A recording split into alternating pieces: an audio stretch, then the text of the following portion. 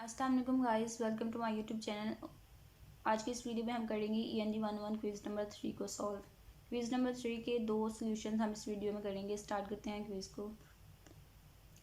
जो first one MCQ है वो है कि select the correct mean word from the given grammatical list. आपके पास एक ग्रामेटिकल स्टेटमेंट है, उसमें से आपने करेक्ट ये जो वर्ब है उसकी करेक्ट फॉर्म जो है वो सिलेक्ट करनी है for the words in bracket. जो ब्रैकेट में वर्ड है, ब्रैकेट में कौन सा वर्ड है? डूइंग। इट्स मीन के डूइंग के लिए हमने जो है करेक्ट मेन वर्ब जो है वो बतानी है, करेक्ट मेन वर्ब की फॉर्म। ठीक है, तो यहाँ पे जो करेक्ट ऑप्शन है वो ऑप्शन नंबर ए है कि ये जो डूइंग है यानी कि काम कर रहा है। तो काम करना क्या है? एक फील है, काम है। ठीक है, तो ये हमारे पास किस में होता है? ये वर्ड में होता है। ठीक है, तो हम कहेंगे कि ये बेस वर्ड है, यानी कि ऑप्शन नंबर ए जो है वो इसका करेक्ट आंसर है। नेक्स्ट वन MCQs है कि चूज द करेक्ट वर्ब और phrase to complete the idiomatic phrase. आपके पास एक फ्रेज है, एक स्टेटमेंट है, उसको आपने कंप्लीट करना है। यहाँ पे मिस वर्ड जो है उसको सिलेक्ट करके। ठीक है, तो I don't agree with you but your idea certainly give me food. कि मैं आपसे एग्री नहीं हूँ लेकिन आपका जो आइडिया है उसने मुझे फूड दी है, यानी कि उसने मुझे सोचने के लिए क्लू प्रोवाइड किए हैं या पॉइंट दिए हैं। ठीक है, तो यहाँ पे हमारे पास जो क्या आएगा? फॉर थिंकिंग, यानी कि आपके आइडिया ने मुझे सोचने के लिए पॉइंट्स दिए हैं। तो यहाँ पे ऑप्शन नंबर सी जो है इसका करेक्ट आंसर होगा। नेक्स्ट वन MCQs है कि अगेन हमारे पास एक स्टेटमेंट है और उसमें से हमने जो मिसिंग वर्ड है उसको फिल करना है। तो स्टेटमेंट क्या है कि it takes a lot of inspiration and hard work to come up with a new dash in art and painting field. तो यहाँ पे जो वर्ड आएगा वो आएगा क्रिएशन। ठीक है, ऑप्शन नंबर डी जो है वो इसका करेक्ट आंसर होगा। नेक्स्ट वन MCQs है कि the adjective form of heaven is. तो जो हेवन है उसकी एडजेक्टिव फॉर्म हमने बतानी है। तो ऑप्शंस क्या हैं? Hellish, have, heavenish, heavenly. ठीक है, तो हेवन की जो एडजेक्टिव फॉर्म है वो है correct option number D, heavenly. ठीक है, इसको आप गूगल से वेरीफाई भी कर सकते हैं कि हेवन की एडजेक्टिव फॉर्म क्या है? हेवनली। नेक्स्ट वन MCQs है कि हमने करेक्ट ऑप्शन जो है उसको सिलेक्ट करना है। स्टेटमेंट क्या है कि 2+2 = 4, यानी कि यहाँ पे क्या मिस है? इक्वल्स। 2+2 2+2 डैश 2 4। ठीक है, तो 2+2 = 4। तो यहाँ पे हमारे पास क्या आएगा? 2+2 = 4।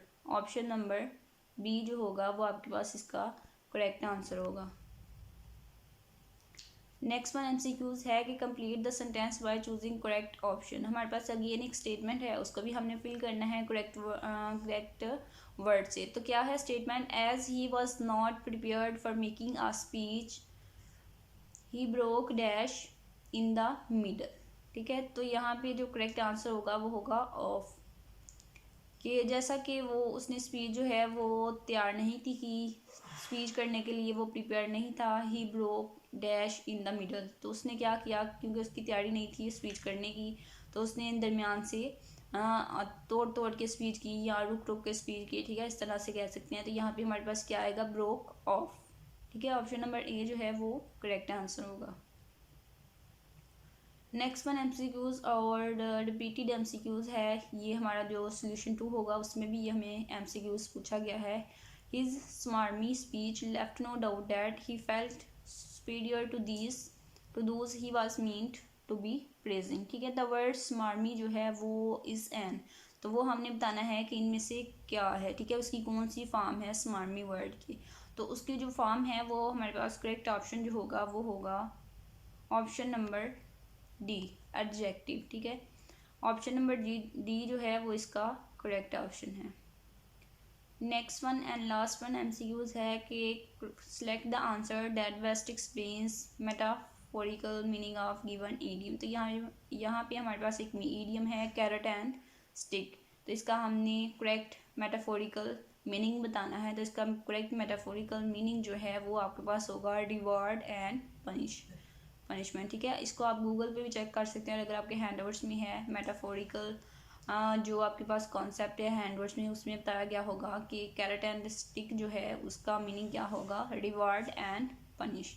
ये था हमारा क्विज नंबर 3 के का सोल्यूशन 1। सोल्यूशन 2 जो है वो हम देख लेते हैं। स्टार्ट करते हैं।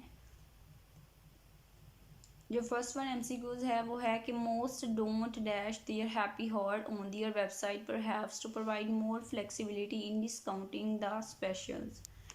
एमसीक्यूज क्या हैं कि advertising, advertise, advertisement and advertiser. तो यहाँ पे जो करेक्ट ऑप्शन होगा वो होगा ऑप्शन नंबर डी, यानी कि most don't advertiser their happy hour. ठीक है, ऑप्शन नंबर डी जो है इसका करेक्ट आंसर है। अब देखते हैं कि तकरीबन हमारे जितने भी एमसीक्यूज आए हैं सारे जो है ग्रामेटिकल बेस हैं। ठीक है, तो अगर आपकी ग्रामर अच्छी है तो END 1 का क्विज जो है वो बहुत अच्छा हो सकता है आपका। और आपका जो मिड टर्म का पेपर है उसमें भी ये मोस्टली ग्रामर बेस ही एमसीक्यूज होंगे। सो आपने ग्रामर जो है, टेंसेस जो हैं वो अच्छे से प्रिपेयर कर लेने हैं मिड टर्म के लिए और क्विज के लिए।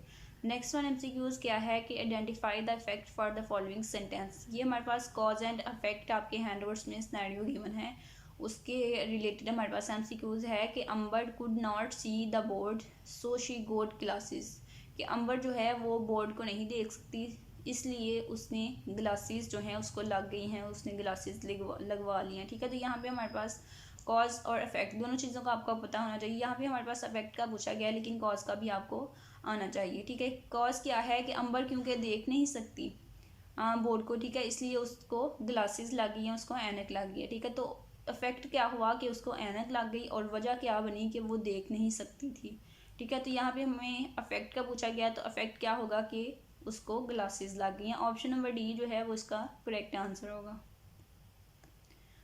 नेक्स्ट वन एमसीक्यूज है कि octopuses have not only large brains. ठीक है, तो जो ऑक्टोपस होते हैं उनका जस्ट जो है वो ब्रेन बड़ा नहीं होता, dash also have a well developed nervous system, बल्कि उनका नर्वस सिस्टम जो होता है वो भी वेल डेवलप्ड होता है। ठीक है, तो यहाँ पे हमारे पास जो करेक्ट फॉर्म आएगी वो क्या होगी, एंड और एंड हैव या फिर बट, ब्रेन्स बट आल्सो। ठीक है, तो यहाँ पे आपके पास आएगा but also. Option number D जो है इसका करेक्ट आंसर होगा but. Next one repeated MCQs है, सोल्यूशन 1 में भी आया था तो वहाँ पे भी हमने इसका आंसर जो है वो एडजेक्टिव किया था और यहाँ पे भी हम इसका आंसर एडजेक्टिव करेंगे, यानी कि MCQs number 3। Next one MCQs है कि Maithy and Lily had a fight so Maithy looked for a new best friend. कि ये दो फ्रेंड थे, उनके दरमियान फाइट हो गई, लड़ाई हो गई। ठीक है, तो मैथ्यू जो है उसने न्यू फ्रेंड जो है उसकी तलाश की, लुक्ड फॉर। तो यहाँ पे हमारा जो काम है वो ये है कि लुक्ड फॉर का हमने मीनिंग बताना है सेंटेंस के अकॉर्डिंग। तो उसका जो करेक्ट आंसर होगा वो होगा try to locate. Looked for meaning try to locate, यानी कि ऑप्शन नंबर डी जो है वो इसका करेक्ट आंसर होगा। Next one MCQs again fill in the black है कि the dash dressed women is my aunt. कि फलां जो ड्रेस्ड वुमेन है वो मेरी आंटी है। ठीक है, आंट है। तो यहाँ पे जो करेक्ट आंसर होगा वो क्या होगा, अट्रैक्ट, अट्रैक्टिवली, अट्रैक्शन या फिर अट्रैक्टिव। ठीक है, तो जो करेक्ट आंसर है, क्योंकि यहाँ पे ड्रेस्ड इस फॉर्म को आपने देखना है, एड्रेस्ड ईडी लगा हुआ है। ठीक है, इट्स मीन के एड्रेस्ड के साथ हमारे पास क्या वर्ड आएगा, अट्रैक्टिवली। ठीक है, the attractively dressed women is my aunt. Option number B जो है इसका करेक्ट और वेरीफाइड आंसर है। Next one again fill in the blank है कि due to dash in foreign investment the leather woods business is declining day by day. कि foreign investment में dash की वजह से जो लेदर वुड बिजनेस है वो दिन ब दिन कम हो रहा है, डिक्लाइन हो रहा है। तो यहाँ पे गिवन ऑप्शंस में से जो करेक्ट ऑप्शन होगा वो होगा due to reduction in foreign investment. ठीक है, due to reduction in foreign investment, यानी कि ऑप्शन नंबर बी जो है वो इसका करेक्ट आंसर है। Next one and last one जो एमसीक्यूज है वो है कि which choice has the closest meaning with the word given in bracket. तो ब्रैकेट में जो मीनिंग गिवन है उसका हमने क्लोजेस्ट मीनिंग बताना है, इन सब में से जो उसका क्लोजेस्ट मीनिंग होगा। ठीक है, तो वर्ड क्या है कि पुट ऑफ, और पुट ऑफ का जो क्लोजेस्ट मीनिंग होगा वो होगा कि पोस्टपोन। ठीक है, सेंटेंस क्या है कि I put off the decision until the next week, यानी कि आप मैंने अपना डिसीजन जो है, अपना फैसला जो है उसको पुट ऑफ कर दिया अनटिल, जब तक, नेक्स्ट वीक तक। ठीक है, तो यहाँ पे पुट ऑफ यानी कि पोस्टपोन, फैसला जो है उसको पोस्टपोन कर दिया है नेक्स्ट वीक तक। ठीक है, तो ऑप्शन नंबर डी जो है इसका करेक्ट आंसर है। ये था आपका क्विज नंबर 3। ENG 11 का मजीद सोल्यूशंस के लिए अपने चैनल के साथ अटैच हो जाना है ताकि आपको मजीद मिड टर्म की प्रिपरेशन भी इस चैनल पे करवाई जाए और क्विज़ असाइनमेंट GDP के सोल्यूशंस भी इस चैनल पे प्रोवाइड किए जाएँ।